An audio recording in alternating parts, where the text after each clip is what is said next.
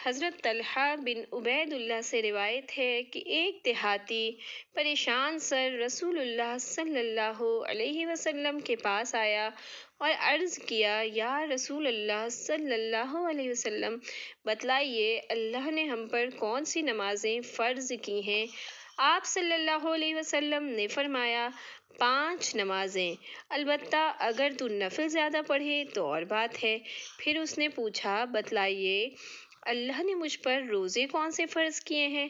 آپ صلی اللہ علیہ وسلم نے فرمایا، رمضان کے، البتہ اگر نفل زیادہ رکھے تو اور بات ہے۔ پھر اس نے پوچھا، اللہ نے مجھ پر فرض زکوٰۃ کون سی کی ہیں؟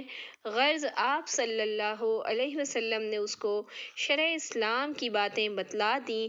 تب وہ کہنے لگا، قسم اس کی جس نے آپ صلی اللہ علیہ وسلم کو عزت دی، اللہ نے جو فرض کیا ہے میں نہ اس سے بڑھاؤں گا نہ گھٹاؤں گا۔ رسول اللہ صلی اللہ علیہ وسلم نے فرمایا، اگر یہ سچا ہے تو مراد کو پہنچا، یا سچا ہے تو جنت میں جائے گا۔ حضرت سہل رضی اللہ تعالیٰ عنہ سے روایت ہے کہ نبی کریم صلی اللہ علیہ وسلم نے فرمایا، جنت میں ایک دروازہ ہے جس کو ریان کہتے ہیں، روزے دار جنت میں اس دروازے سے جائیں گے، روزے داروں کے سوا اور کوئی اس میں نہیں جائے گا۔ اعلان کیا جائے گا، روزے دار کہاں ہیں؟ وہ اٹھ کھڑے ہوں گے، ان کے سوا اس میں سے کوئی نہیں جائے گا۔ جب یہ لوگ اندر چلے جائیں گے تو روزے دار بند ہو جائے گا، تو دروازہ بند ہو جائے گا، کوئی اور اس میں سے نہیں جا سکے گا۔ حضرت ابو ہریرہ رضی اللہ عنہ سے روایت ہے کہ وہ کہتے تھے، رسول اللہ صلی اللہ علیہ وسلم نے فرمایا، جب ماہ رمضان آتا ہے تو آسمان کے دروازے کھول دیے جاتے ہیں اور دوزخ کے دروازے بند کیے جاتے ہیں اور شیطانوں کو زنجیروں سے جکڑ دیا جاتا ہے۔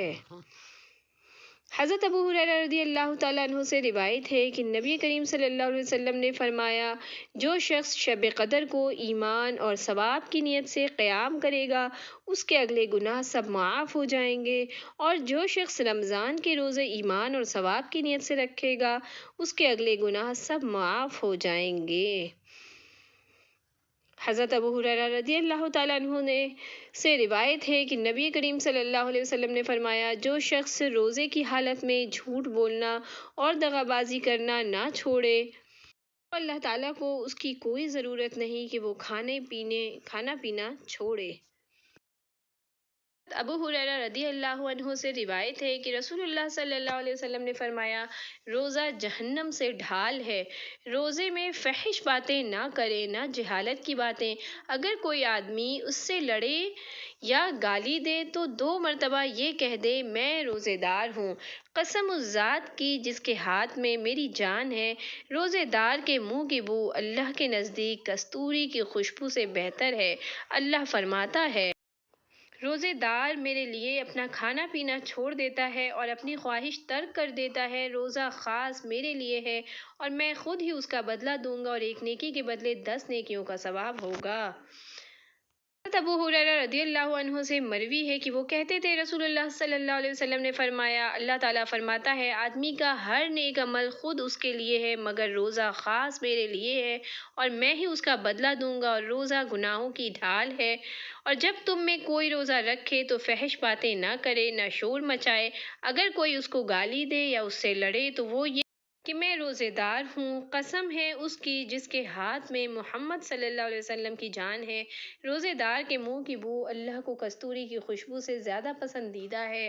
روزے دار کے لیے 2 خوشیاں ہیں، ایک تو روزہ کھولتے وقت خوش ہوتا ہے، اور دوسرا جب اپنے رب سے ملے گا تو روزے کا ثواب دیکھ کر خوش ہوگا۔ یعنی ایک خوشی روزہ کھولتے وقت، دوسرا اللہ کے یہاں۔ سبحان اللہ۔